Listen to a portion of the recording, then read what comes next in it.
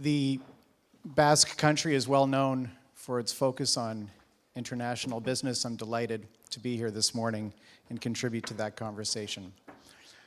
I spend my life analyzing global business trends around the world, and it doesn't take long before you start to see some commonalities between all the different regions of the world.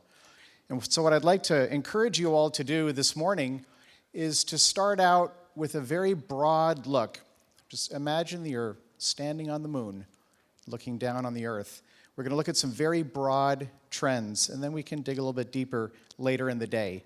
There's tremendous expertise here today. I met some of the other speakers last night over dinner. There's going to be a lot of very specific discussions, but what I'd like to do this morning is to set the stage, give you an idea of some of the broad things that are happening out in today's world. And in particular, the global business trends tend to fall into one of two buckets. The first one is demographics. And of course, you've all heard about demographics for all of your lives, all of your careers already. But I'm going to present today a perspective on demographics which I'm hoping may be a little bit new to some of you, and give you some insight on the power, the predictive power of demographic data, and how you can literally look around the world country by country to get an idea of where the future growth will come from. The second bucket that the global business trends fall into, of course, is technology. So my presentation will have those two primary sections. The first will be on demographics, which is a little bit more dry, number-based, but then we'll get into technology, which is exciting and fun. And exponential. The exponential nature of technology is astonishing. So let's jump in first to technology. And at a very basic level, again, picture you're looking down on the earth from high above to understand the trends in the greatest context. So I want to look at the demographics both in the developed world, here in Europe, America, China, or rather Japan, South Korea, Australia, New Zealand, as well as the developing and emerging markets. And of course, the growth largely is coming from some of these emerging markets. And the question is, when is it safe to engage with some of those economies? When is it viable and profitable to go into those markets? And we'll talk about that. But let's break down, if you look at any population around the world, you can essentially break it down into three primary age brackets. The first one being the young people, 20 to 24. The next one being 25 to 64, and then finally 65 plus. Well, of those three, who has jobs? Where's the employment? Well, the employment, of course, is in that middle section. That's where people have jobs. And so as a result of that, if the jobs are in that middle section, that's where the tax base is as well, which is the money that the government has to spend on programs both for the young and for the old.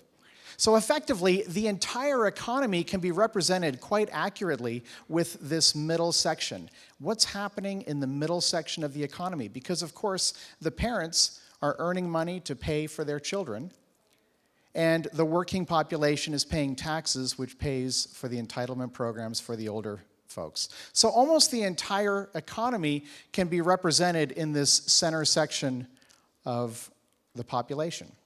Now, if you go to the younger section, what happens down there? Well, the truth is that it's in the younger section where you find social unrest. If you look around the world at large protests that are happening, it's almost always the younger people who are participating in that social unrest, in those protests. And you also get education, of course, is in that younger section.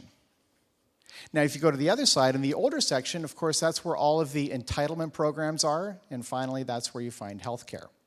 So we're going to go through a number of different scenarios based on this model.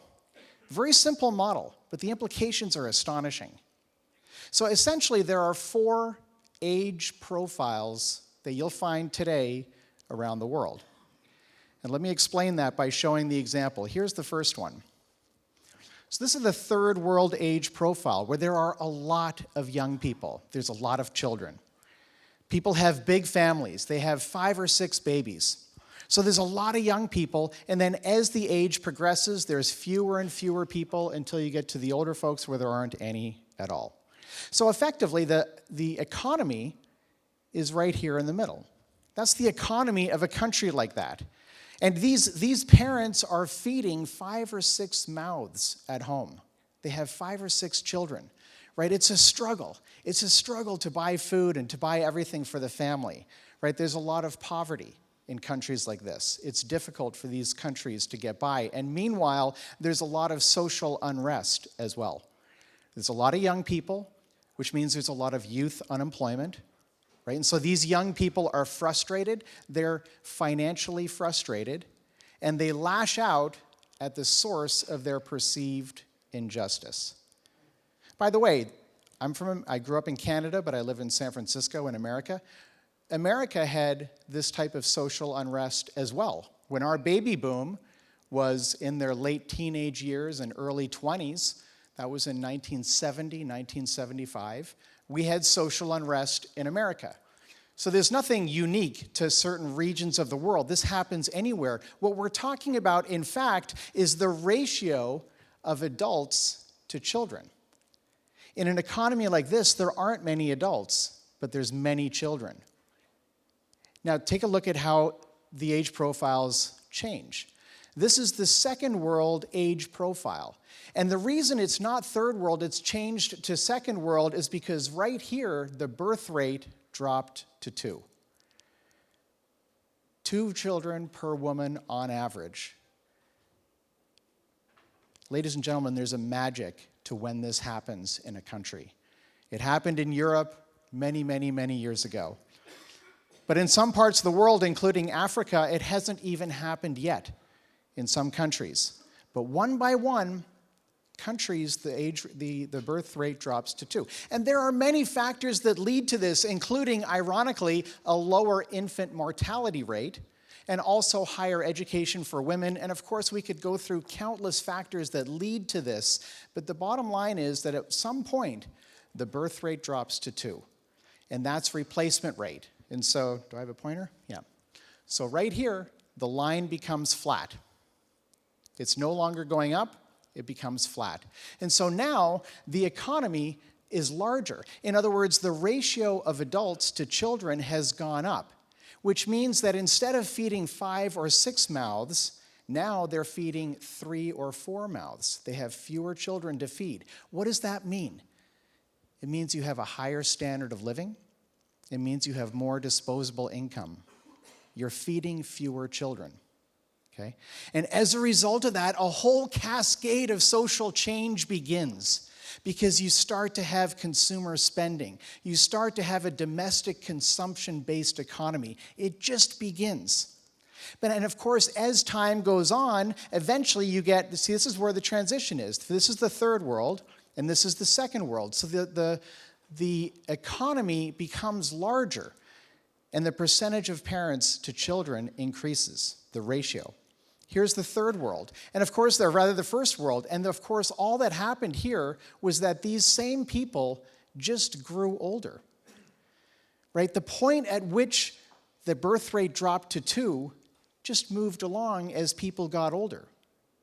And what happens here? Well, now the economy has gotten even bigger. So now the parents are only feeding 2 mouths at home, which means the standard of living has gone up even higher and disposable income has gone up even higher. Meanwhile, the ratio of adults to children has gone up as well, and so you have less social unrest, less volatility, more stability. Okay? Now, if you take it a step further, of course, and as you know very well here in Europe, and in this region in particular, you have, I forgot to mention this, the point is that when the birth rate drops to 2, it begins a 60-year cycle of development. A 60-year cycle of mathematically guaranteed increases in standard of living and disposable income because the ratio of adults to children increases. Mathematically guaranteed, you can predict it for 60 years. Right? Of course, these are macro trends. There's many micro trends that can affect this in the meantime, but you still know that as this population is aging, that ratio of adults to children continues to go up. So the inevitability of increased disposable income and increased standard of living, it just unfolds over the course of 60 years. Now, what I was going to mention a second ago is this new age profile, which we're seeing here in Europe, where the birth rate drops to lower than 2 children on average per woman. And there's places in Europe, Germany is very low, 1.3. Spain is about the same. France is a little bit higher. UK is a little bit higher. But you have this problem, and in the short term, the problem is not a problem at all, because now the population is still enormous, but we're feeding even fewer mouths at home. So the standard of living actually goes beyond what you would normally expect, but it's temporary. It's temporary. This is actually the situation that Germany is in today, because eventually those people grow up as well. And now you actually have a shrinking economy because there aren't that many children. And again, the divergence that we see around the world within this context is astonishing. So let's take a look at the developed world in particular, and the transition of third world to second world and then to first world, because that's where you can see the opportunity for growth. And that's where you can predict growth with astonishing accuracy. We've gone back historically, and these charts map from a macroeconomic perspective, they map with extraordinary accuracy to the successful growth of countries over the course of that 60-year period. So let's take a look. This is Iraq here, which has many problems, which have been caused by many reasons. But the bottom line is there's a lot of children and very few adults. The ratio of adults to children is very low, so it's very volatile. The birth rate has not dropped to 2 in Iraq, nor has it dropped to 2 in Nigeria. In fact, Nigeria is even more extreme. Everybody's young. Everybody's young, right? And there's high youth unemployment. There's high financial frustration in the ranks of those young people. It would not be unreasonable to suggest that the entire Arab Spring is a result of a baby boom. It's a lot of young people, and they are lashing out at the source of their perceived injustice. Whether that's right or not, it's their perception. Right? So if you look around the world, the different countries that fall into this bucket are mostly in Africa. Until it drops to 2. And by the way, the birth rate has dropped to 2 in South Africa, which is a good news. And the birth rate has dropped to 2 in Egypt just about 10 years ago. So it's just getting started. But let's take a look at that transition. Let's take a look at some examples in the second world example set. So here's Indonesia. Look at this. The birth rate just dropped to 2 just 30 years ago. Just 30 years ago, the birth rate dropped to 2. And the economy is filling out. And they have 30 more years, 30 years of mathematically guaranteed increases in the standard of living and domestic consumption. Right? You can see it. You can see it happening. We're in the middle of that transition. Look at the Philippines. The Philippines, they just reached their birth rate drop just 10 years ago. So the institutions are still new. It's still risky to get into a country like this, because they're just getting started. They're just getting started. But they have 60 more years, 50 more years of mathematically guaranteed increases in the standard of living. We already know it's happening. It's just a question of letting that population age for that standard of living to inevitably increase.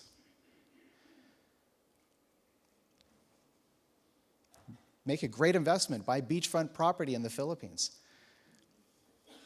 It's astonishing. We can see this all around the world. So if you look at some examples here in the South Asia, Southeast Asia, here's the countries that are on that list and the number of years they have left in their development cycle. Okay, this is based on population, consumer spending. Okay, and I've done this in green and red here to Pakistan. Their birth rate just dropped 5 years ago. It's still very risky, very volatile. Okay, it's still very volatile there, but the growth opportunity is tremendous. So who has the ability to establish relationships at this early stage?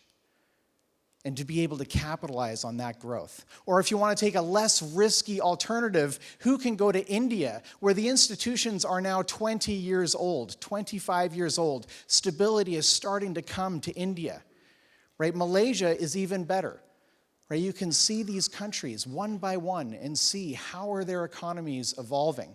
If you look at Africa and the Middle East, Egypt, again, birth rate just dropped 5 years ago. It's still risky. It's still very volatile in Egypt, but it's coming. It's coming. The change is coming. That transformation, that 60-year transformation has already begun. It's just a question of letting it play out. Countries like Saudi Arabia have already been developing for 40 years. The birth rate dropped in Saudi Arabia 40 years ago. They have 20 years left in their development cycle. The cycle from third world into second world and then into first world. And looking at Latin America, the growth in Latin America is less pronounced. The birth rates in Latin America are lower than they are in South Asia and in Africa, but there's still growth. We'll talk about that in a little bit. But Colombia is growing, Peru is growing. Mexico, as it turns out, is best positioned for growth in the Americas for the next 30 years in terms of its demographic profile. So if you look at the world and you map out where is the growth potential coming from, it's actually coming from one circle. It's coming from right here. That's where the growth is coming from. That's where it's coming from. And the increases in the standard of living, increases in disposable income. These are emerging consumer cultures. So, you know, a lot of people, this is the brilliance of Dubai, right? Look where it's located. It's right in the middle. They are surrounded by increasing disposable income and increasing standard of living. They're surrounded by it. The future of Mumbai. Look where it's located. It's right in the middle of this growth. These areas, these regions of the world are going to be growing dynamically for the next 20 to 30 years. And I'm not saying it's going to be a smooth ride. It could be bumpy. There's risks. But the growth is there. A lot of people, of course, say that the growth is coming from China. And let's make no mistake, China is growing. But the growth has slowed. And we've heard this all on the news in the recent time. Why has it slowed? Well, if you look at the population between 25 and 64 in China, it looks like this. The dotted line is where we are today. The growth in the population of China has slowed dramatically. And it's going to be slowing even more for the next 10 years. And then the population between 25 and 64 is actually going to start to decrease as a result of their one-child policy. Right now, let me just be clear on something first. China is the second largest economy on this planet. And the sophistication level and dynamism of the Chinese economy is impressive by any measure. It is an outstanding country to build partnerships in, to trade with, and to develop relationships within that space. What I'm referring to here is the potential for future growth. China is already the second largest economy on this planet. China's economy is not going down. In fact, if you look at the four primary economies, economic zones, let's say, around the world, we're talking about China, United States, Europe, and India. And we'll talk about India in a second. But the Chinese economy, in terms of growth, their latest estimate is 6.9% growth year over year. I can promise you that over the course of the next 10 years, that number will start to fall, and it will become lower because the population, the consumer spending, the driving engine of that country, there's fewer people. Right? There's only a few ways to increase the economy. One way is to increase the number of people that you have in your economy. Another way is to increase the standard of living of those people so they purchase more per capita. And the third way is to increase net exports. Right? You can increase government spending as well, but it's temporary. You can't deficit spend forever, although some people are testing that theory.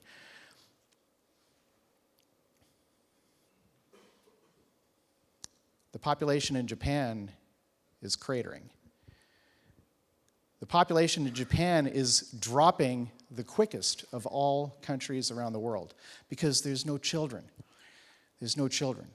Right? There is a population bust which has begun in Japan. Meanwhile, if you go south, you get to Indonesia, where the growth is very respectable. And right beside it, the Philippines is growing like crazy because their population is growing and the birth rate has dropped too. India is growing very well, but if you go north of India, you get to Russia, and the population in Russia is absolutely shrinking. It's absolutely shrinking. It's been growing right up until recently, but if you project forward, that chunk of the population between 25 and 64 has started to decrease. Right? So we can see this is going to affect their population over the years to come. It's going to affect their economy. Right? It already has. Of course, the oil prices have as well, but their population is starting to show its results in the consumer spending. So Germany, actually, is similar. Now again, I'm going to say the same thing about Germany as I said about China. Germany is the most dynamic economy in the European Union. They're incredibly industrious. The productivity of Germans, on average, on a per capita basis, is almost twice what it is in other regions in Europe. Right? They are extraordinarily productive people, industrious people. An excellent country to build relationships in. What I'm referring to here is what are the prospects of their GDP to grow into the future. Now again, in Germany, there's a unique situation because more than half of their economy is exported. So they do have a vehicle through which to grow GDP, even despite a shrinking population. But there will be challenges for Germany as their population shrinks. France is basically flat.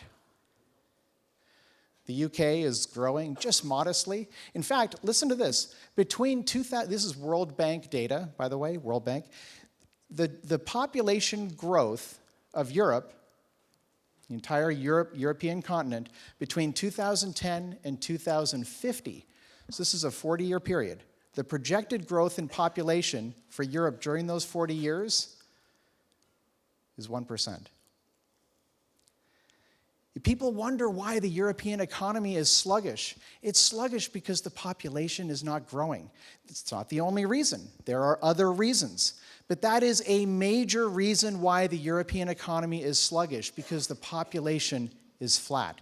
If you go over to America, the growth is modest.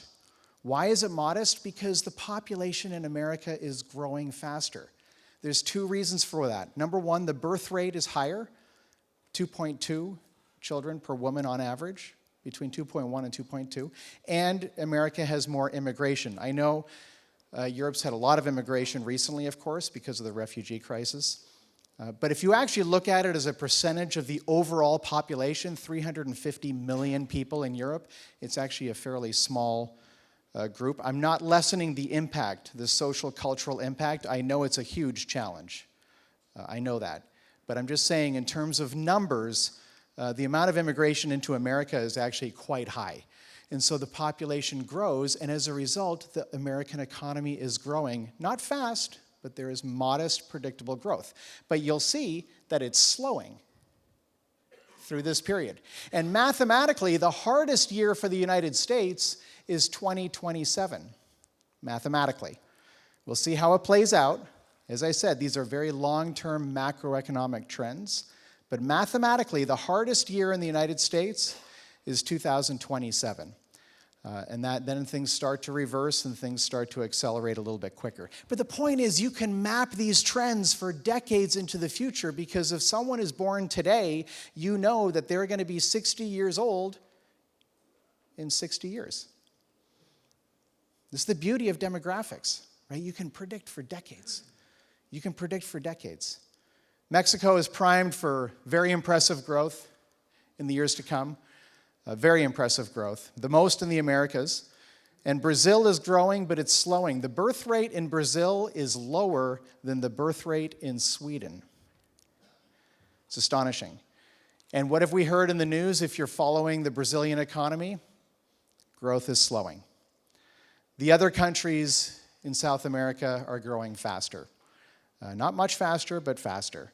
So if you do the whole map of the world, as I have, I do a lot of work in this area, and map every single country just in terms of growth between 25 and 64, you can see Brazil is here, and Venezuela. You can see the other countries that are growing faster. Mexico is here. Here's the region right here. This is the dynamic growth. It's right in here. And the growth up here is lower. It's much lower. That's not to say these aren't huge economies. They are.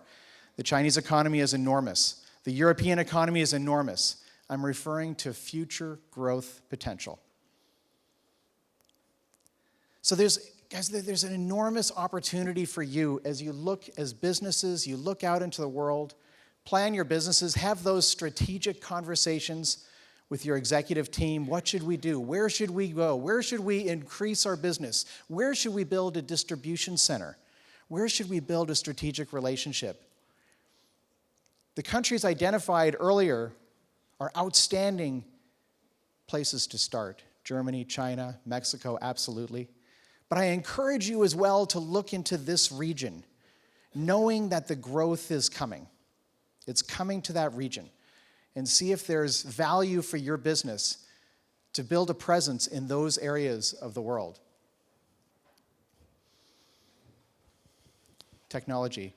This is the second half of my presentation. This is going to have a different flavor. It's a dynamic, it's a fun topic for me. It's something I spend a lot of time focusing on. So let's jump right in. How many people here are familiar with these two guys? Anyone?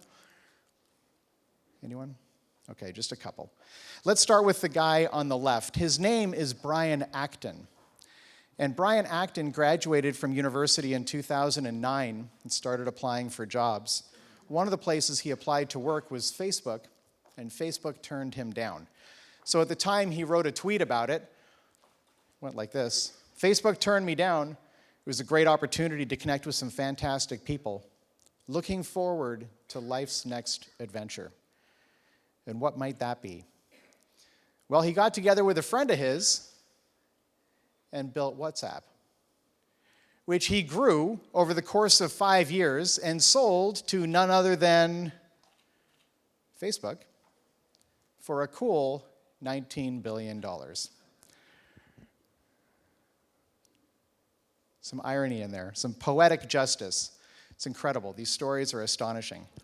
And a lot of people, of course, all the pundits came out to try to justify this extraordinary sales price at the time. And there's a few different ways you can look at a transaction like this. One way is that at the time of the sale, the company had 55 employees. So by that measure, Facebook paid $345 million per employee. Incredible.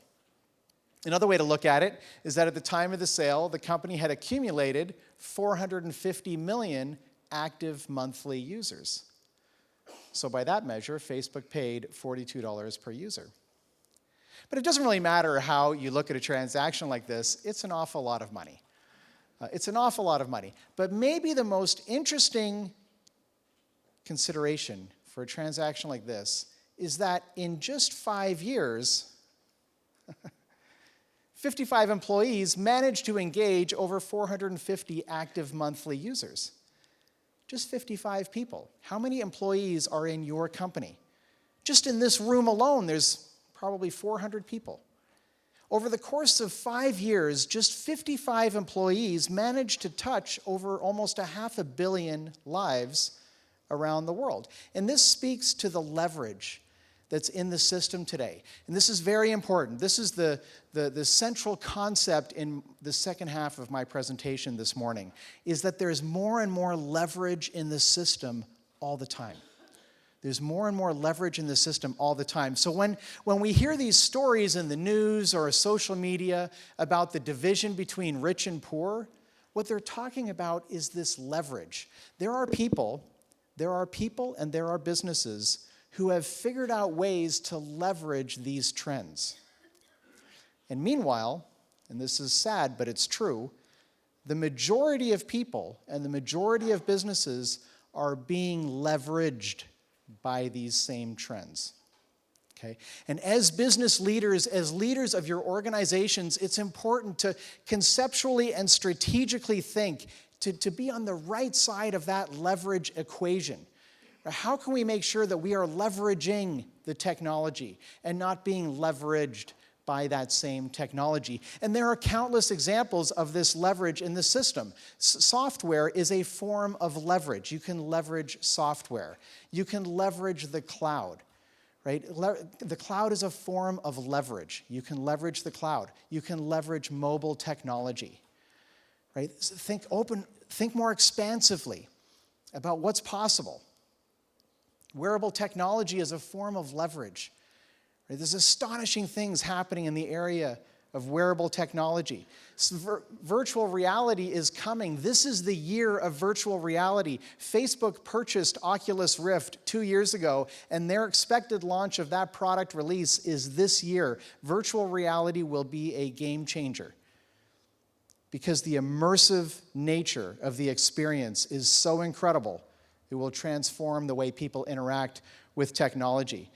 Robotics is a form of leverage. This is the Baxter robot. You can purchase this robot now for $20,000 US and train it by physically moving its limbs, and it learns what it's supposed to do.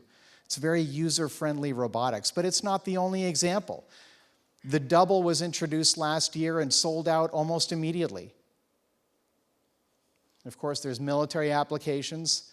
And this is the Tesla factory in California. This factory is just a few miles from where I live. And I've had a tour of the building. If any of you ever go to the San Francisco Bay Area, try to arrange to have a tour of this building. The Tesla factory in California would not be possible if it wasn't for robotics. It's expensive to hire labor in California. There's many regulations that make it difficult to hire employees in California. To build automobiles in California would not be possible if it wasn't for robotics. This entire plant is automated. There's hardly any employees at all, although there is one right here.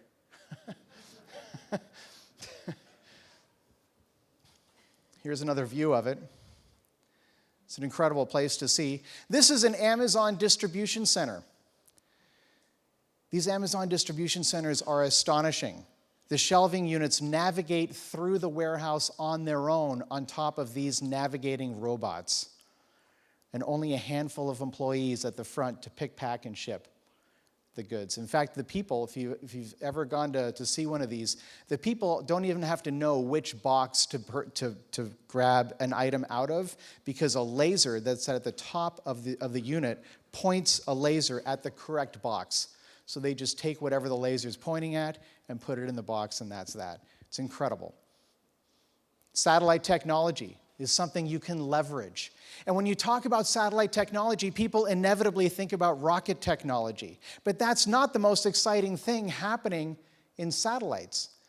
The most exciting thing happening in satellites is that many of these satellites are the size of a coffee mug because they include technology from mobile phones.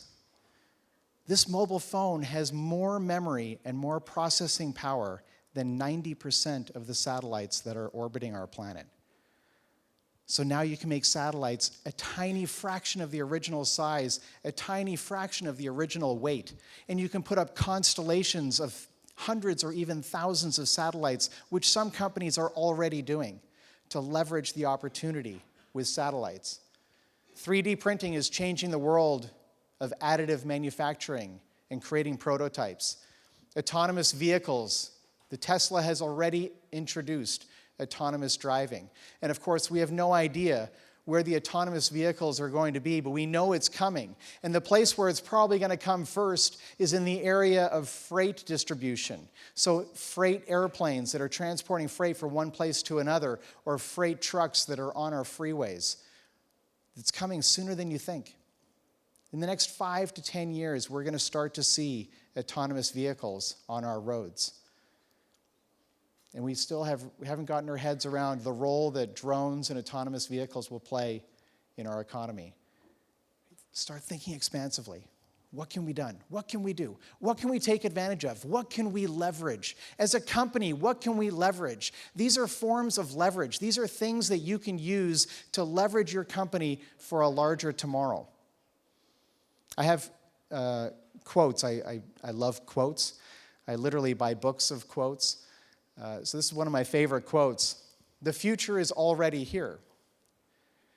It just isn't evenly distributed yet. We don't have to reinvent the wheel. We don't have to reinvent the wheel.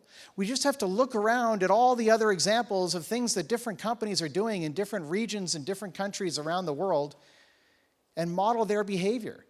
Right? Allocate some employee time in your organization to do a study and look at all of your competitors and what is the most progressive things, even if they seem silly and absurd and outrageous, what are the most progressive things they are doing?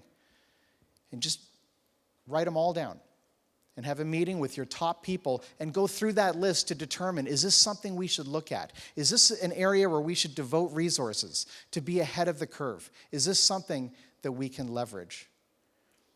And of course, a lot of this boils down to data. When you talk about technology, inevitably you are talking about data. And I want to spend a little bit of time on this because big data. Big data is about 50% of my business today is in the big data business intelligence space. And it's having a huge impact in almost every industry. And I want to spend a little bit of time on it. And I know most of you are very familiar with these things, but I'm going to try and paint a picture of what's happening here.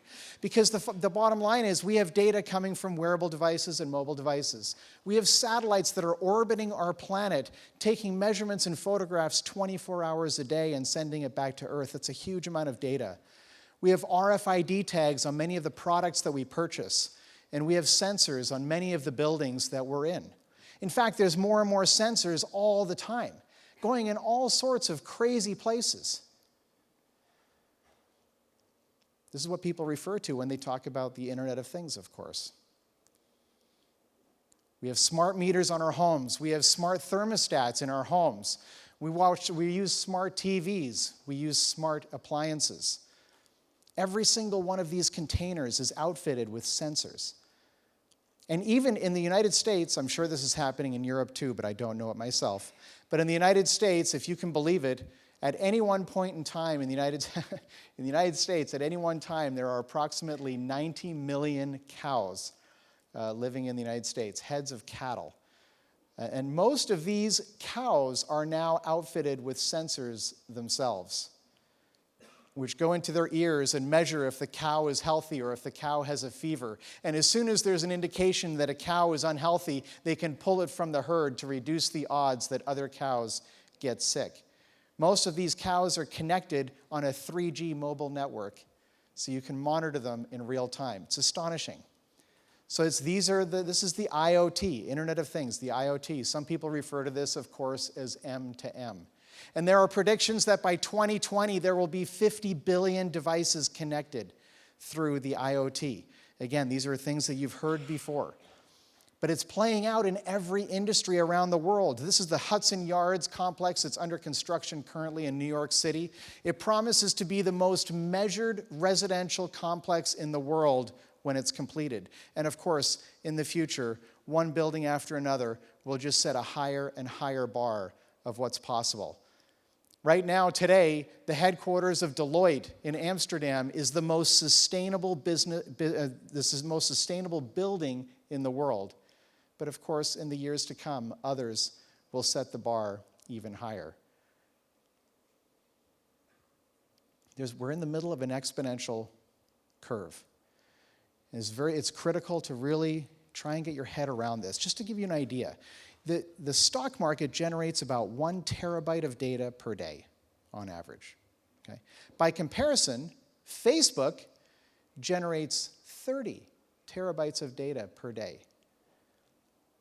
30 times as much. By comparison to that, the A380, the Airbus A380, generates 30 terabytes of data per engine every 30 minutes.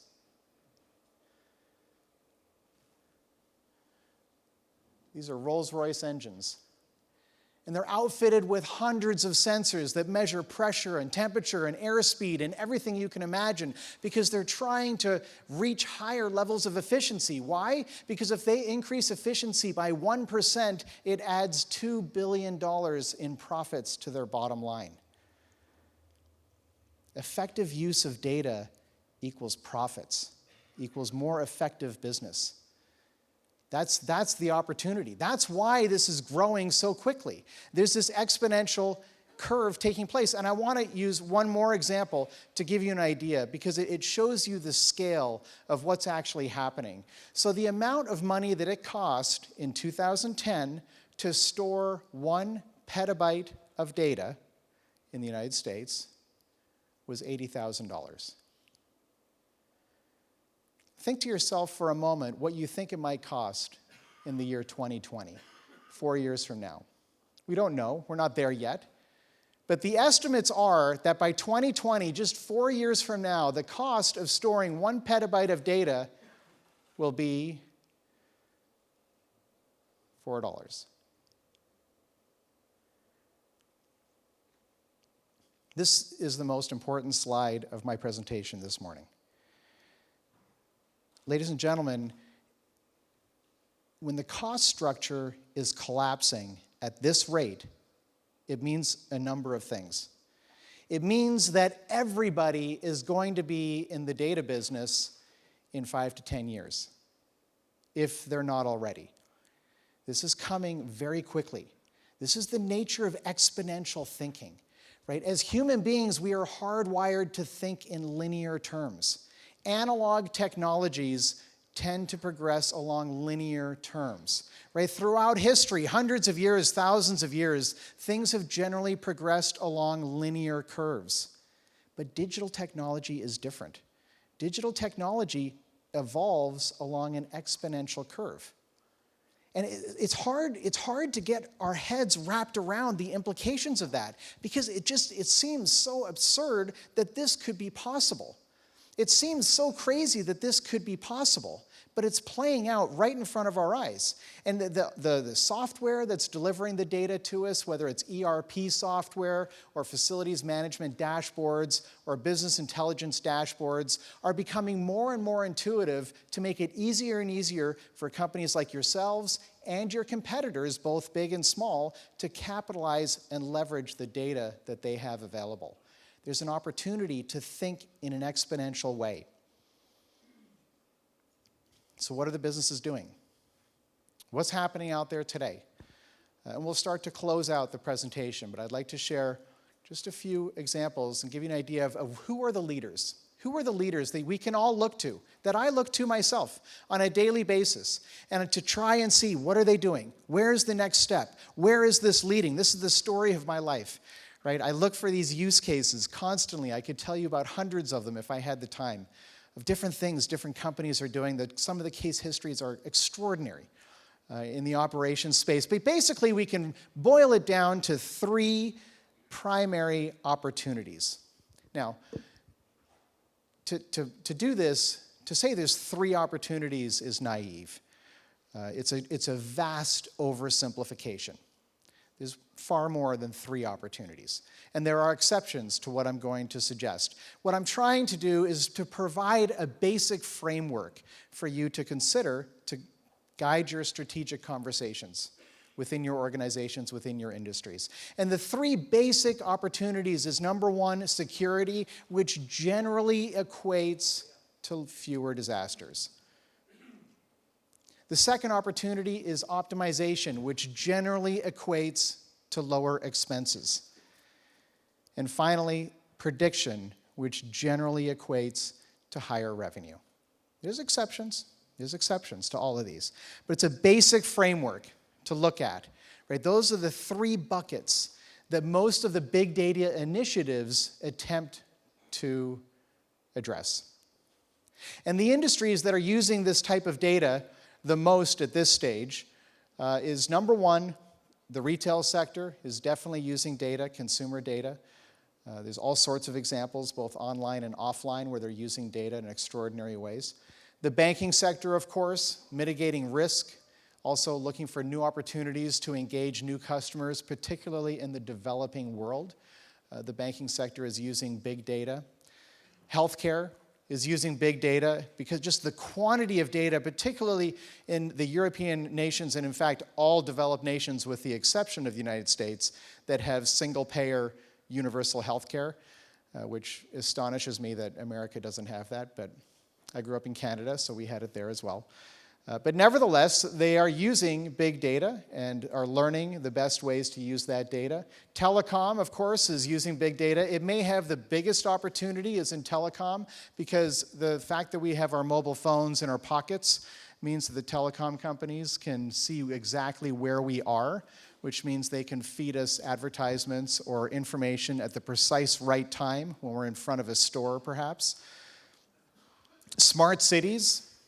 Probably the best example of smart cities right now is Singapore. Singapore is doing some really fantastic things. Quickly, it's really interesting. So Singapore, like many large cities, has traffic problems, significant traffic problems. So all of their major thoroughfares have sensors today.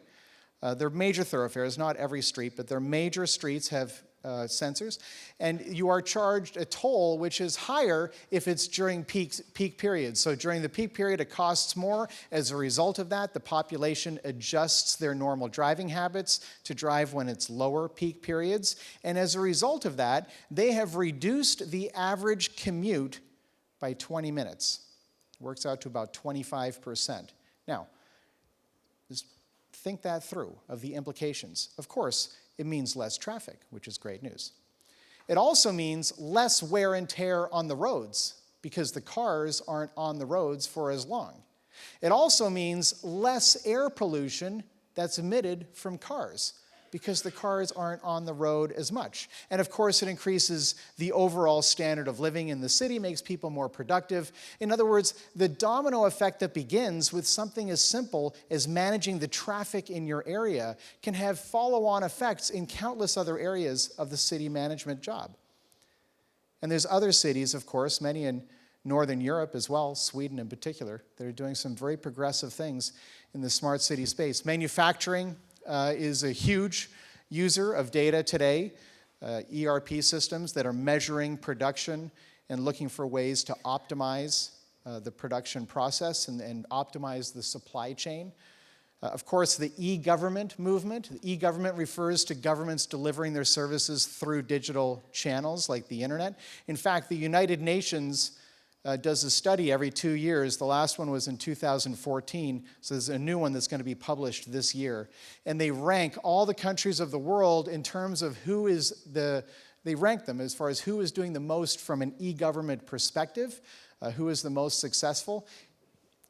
And as you might imagine, there are 2 regions that are leading the charge of e-governance. I'm sure you can guess that Northern Europe is on that list, but ahead of them is actually South Korea and Japan. South Korea and Japan are doing some astonishing things. But even here in Europe, you can pay your taxes on your mobile phone.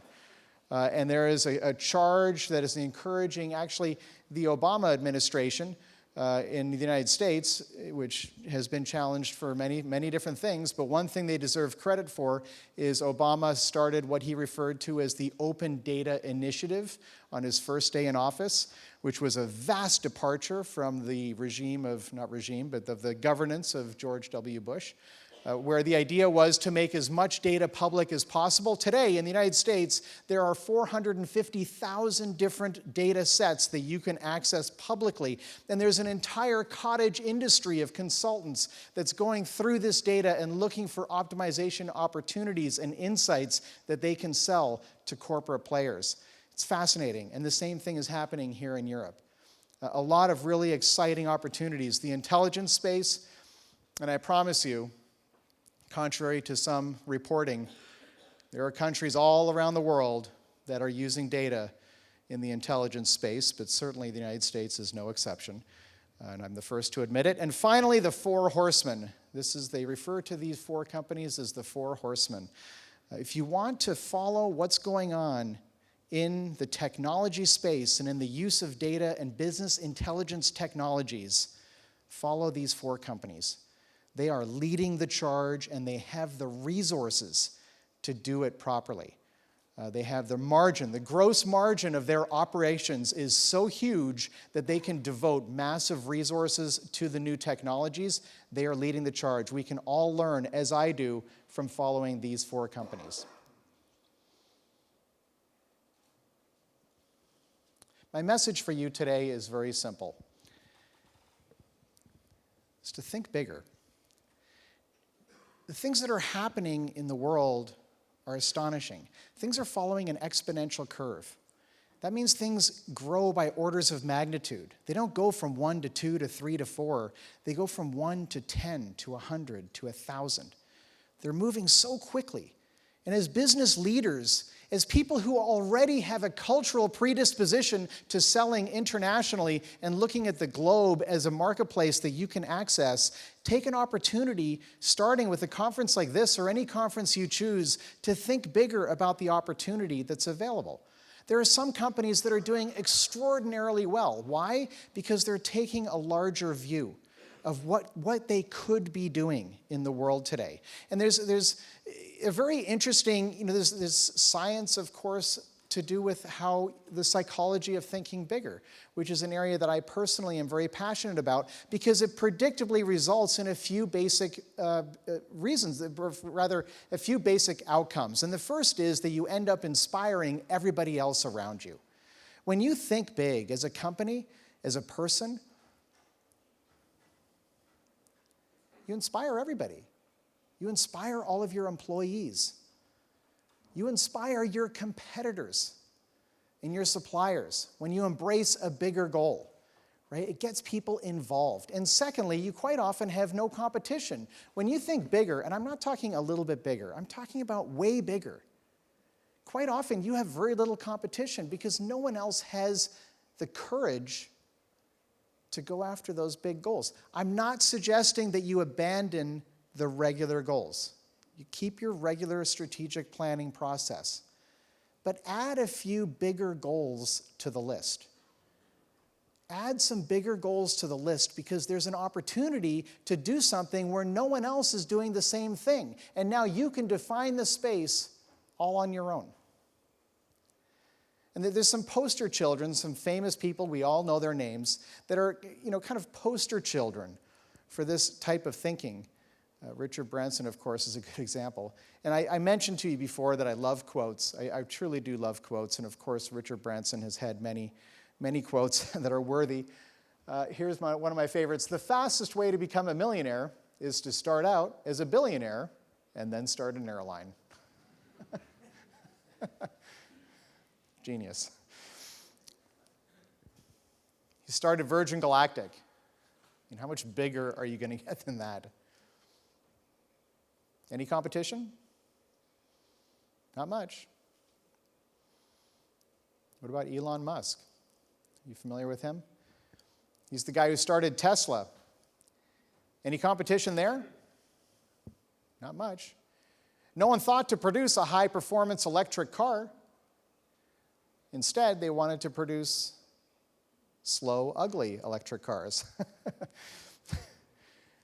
But Elon Musk said, no, we're going to give the customer what they want. Sooner or later, the customer always gets what they want. And so in his company, he said, no, we're going to do it the way they want it. We're going to produce a high-performance electric car. And at the time they started, there's competition today. It's coming on board from Porsche and Volkswagen and others, Mercedes. But at the time they introduced it, there was no competition. They were on their own. And now, recently, have you seen this? They introduced the Powerwall. Are any of you familiar with this? They introduced this last year. For those of you who don't know, this is essentially an attractive battery that you hang on your wall. It's meant to look like a piece of art. You hang it on your wall, connect it to the solar panels on your roof so that the battery can charge during the day and you can use it at night and disconnect from the power grid entirely. Any competition? Nope. Elon Musk is also the guy who started SpaceX. Any competition there? Not much. There is one in Europe, actually. But SpaceX is actually trying to land rockets that have already gone up to bring them right back down and land vertically on the same platform that they took off from. And if you don't know, I've been following this. I think it's one of the most astonishing accomplishments of 2015. They actually pulled it off. On December 21st of last year, they sent a rocket all the way up to space into orbit, delivered 9 satellites, and brought it all the way back down and landed it vertically like a pencil in Florida. Successfully. When a rocket goes up, the cost is roughly $60 million today. The cost of the fuel is $200,000. Seriously, think about this just for a moment. $60 million is the cost of a launch. The fuel is $200,000. If you can reuse the rocket, the cost of sending something to space drops by an order of 100 or more. The difference is astonishing. It's going to revolutionize the satellite business. And when they did it, their employees went absolutely crazy. You know, the younger generation gets a lot of criticism for being apathetic and lazy. I don't know if that's true here in Europe, but it's very true in America. The younger generation is referred to as the millennials, and they're referred to as being entitled and lazy and apathetic. It's not true. They are some of the most hardworking people we have ever seen in our country if you give them something inspiring to work towards, if you give them a bigger goal. If you give them a bigger goal, you inspire everyone around you, and the level of performance rises for everyone involved.